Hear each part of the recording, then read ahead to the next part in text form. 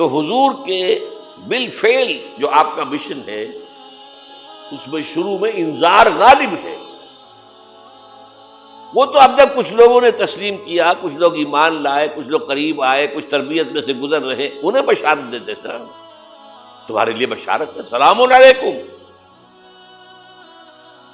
یہاں تک کہا گیا ہے نبی یہ جو ہمارے مومن بندے آپ کے پاس آتے ہیں وَخْفِضْ جَنَاحَكَ لِلْمُؤْمِنِينَ، ذرا اپنے کندھوں کے ان کے سامنے جھکا کر رکھا کیجیے، ان پر شفقت کیجیے، ان سے محبت کے ساتھ پیش آئیے.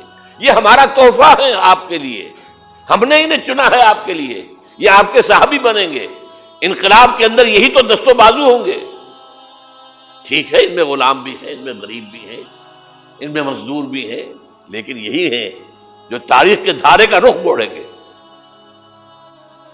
پھر بشارت کا دور آیا ہے بعد میں، شروع میں تو انذار ہے. یا میرا جی چاہ رہا میں آپ کو حضور کا ایک خطبہ اور سنا دوں انذار ہی کے حوالے سے.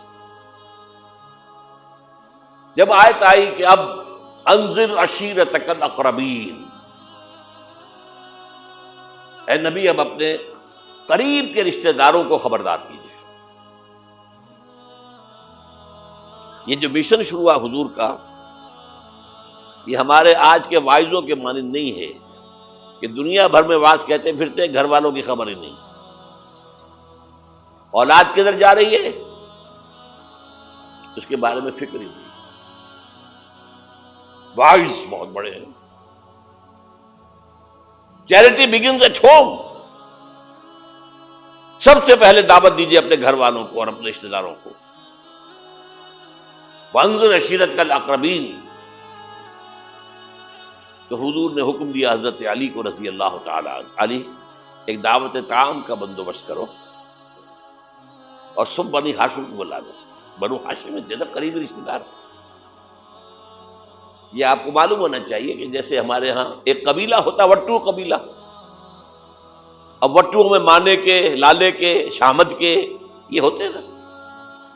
پھر ان میں خاندان ہوتے ہیں. وہ شاہ محمد تھا، اس کی اولاد جو ہے وہ شامد کے ہو گئی.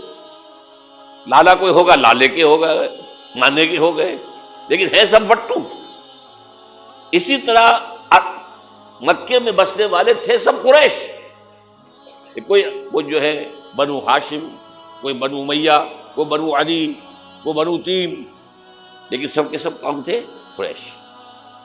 اس میں جو گھرانہ تھا جس سے حضور تھے وہ بنو ہاشم تھے. تو اقربین کہا نا اپنے قریبی رشتہ داروں کو. کھانا کھلایا، اس کے بعد آپ کھڑے ہوئے. ابو لہب نے تاڑ لیا کہ ابھی ہمارے سامنے اپنی دعوت رکھیں گے. وہ تو چونکہ ایک دیوار بیچ کا پڑوسی تھا اور دشمن تھا، سگا چچا ہونے کے باوجود بدترین دشمن. اس نے شور مچایا، ہوٹنگ کی، اور کسی نے بات نہیں سنی اور یہ کوشش ناکام ہو. چند دن کا بیچا دے کر آپ نے صلی اللہ علیہ وسلم پھر کہا علی دوبارہ ذرا کھانے کا اہتمام کرو. پھر بلایا، پھر کھانا کھلایا. میں کہا کرتا ہوں کہ اب کچھ شرم آ گئی ہوگی کہ 2 دفعہ روٹی کھا لی ہے تو کم سے کم ان کی بات تو سن لو. یہ خطبہ جو دیا ہے حضور نے صلی اللہ علیہ وسلم، عظیم ترین خطبہ، جامع ترین خطبہ. لیکن مجھے عجیب ہے، یہ محسوس ہوتا ہے کہ ہمارے ہاں احادیث کی کتب میں میرے علم کی حد تک یہ موجود نہیں ہے. مجھے یہ خطبہ ملا ہے نہج البلاغہ سے، اہل تشیع کی جو اہم ترین کتاب سمجھ لیجیے. حضرت علی کے خطوط، خطبات، حضور کی حضرت علی کے اشعار، بحیثیت خلیفہ جو آپ کے فرامین، یہ سب جمع کیے گئے ہیں نہج البلاغہ. اس میں یہ خطبہ، اس میں ایک چیپٹر ہے خطبات نبوی، اس میں یہ پہلا خطبہ. ایک ایک لفظ جو ہے حکمت کا موتی ہے. آپ کھڑے ہوئے، ان الرائد لا یکذب اہلہ. دیکھو لوگوں، کسی قافلے کا رہنما کبھی اپنے قافلے والوں کو دھوکہ نہیں دیا کرتا. کیا بتایا کہ میں اس قافلہ انسانیت کا رہنما بنا کر بھیجا گیا. واللہ لو کذبت الناس جميعا ما کذبتکم ولو غررت الناس جميعا ما غررتکم. خدا کی قسم میں پوری دنیا سے جھوٹ بول سکتا بالفرض تو تم سے تو کبھی نہ بولتا. You are my kith and kin. اور اگر میں پوری دنیا کو دھوکہ دے سکتا بالفرض تو تمہیں تو کبھی نہ دیتا. یہ تمہید ہو گئی. 3 جملے. چوتھے جملے میں ایمان باللہ ایمان بالرسول دونوں آ گئے.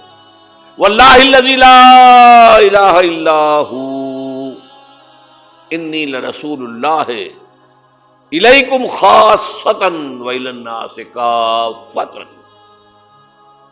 قسم ہے اس اللہ کی جس کے سوا کوئی الہ نہیں. توحید آ گئی. میں اللہ کا رسول ہوں تمہاری طرف خاص طور پر اور پوری دنیا کی طرف عام طور پر. اب جو جملے آ رہے ہیں وہ سارے انذار آخرت پر ہیں. واللہ لتموتن کما تنامون. خدا کی قسم تم سب پر موت آئے گی جیسے کہ روزانہ رات کو سو جاتے ہو. ثم لتبعثن کما تستيقظون. پھر ایک صبح ہوگی جب اٹھا لیے جاؤ گے جیسے کہ روزانہ صبح بیدار ہو جاتے ہو. وہ صبح قیامت بھی آئے گی.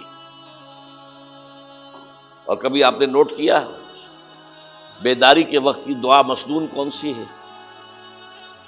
الحمدللہ الذی احیانی بعدما اماتنی والیہ النشور.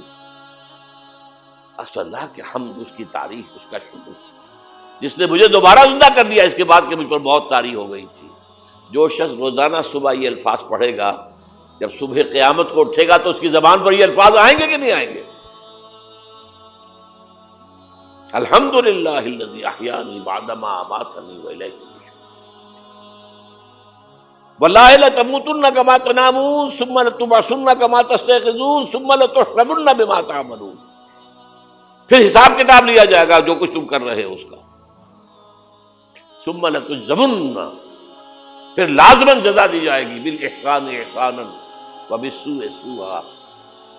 اچھائی کا اچھا بدلہ، برائی کی بری سزا. وانھا لجنۃ وبدا او لنار ابدا.